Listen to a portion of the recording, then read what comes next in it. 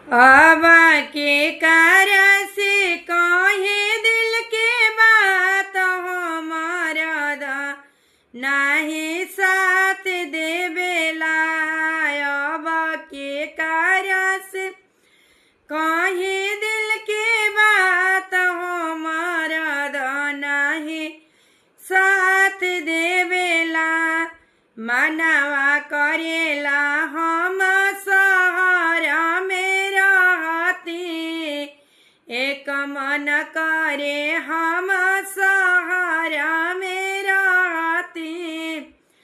Jeans sari छोड़ के jeans पहनती रहती उमंग में, साड़ी छोड़ के जीन्स पहनती रहती उमंग में। अब के कारण से कहे दिल के बात हमारा दा नहीं साथ देवेला।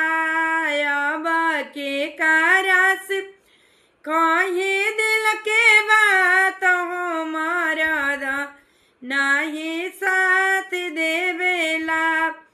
दिन भर घरवा में चूल्हा हम फूकनी, कबो नहीं घरवा से बहरी हम घूमनी। दिन भर घरवा में चूल्हा हम फूकनी, कबो नहीं घरवा से बहरी हम गईनी। अब के कार्य से कहे दिल के बात मरद नहीं साथ देवेला। अब के कार्य से कहे दिल के बात मरद नहीं साथ देवेला। दिन भर घरवा के भोजन छोड़ी होटल में खाईती, घरवा के भोजन छोड़ी होटल में खाईती। चाट चाउमीन खैती छोला वो हम खाईती, चाट चाउमीन खैती छोला वो हमें। अब के कारण से कहीं दिल के बात मरद नहीं साथ देवेला।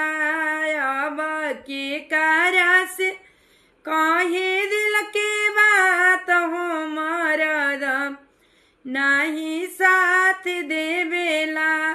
मॉल में जाईती हम मेलाओं में घूमती, मॉल दिन भर शॉपिंग करती मॉल में घूमती। अब के कारण से कहे दिल के बात मरद नहीं साथ देवेला। अब के कारण से कहे दिल के बात मरद नहीं साथ देवेला।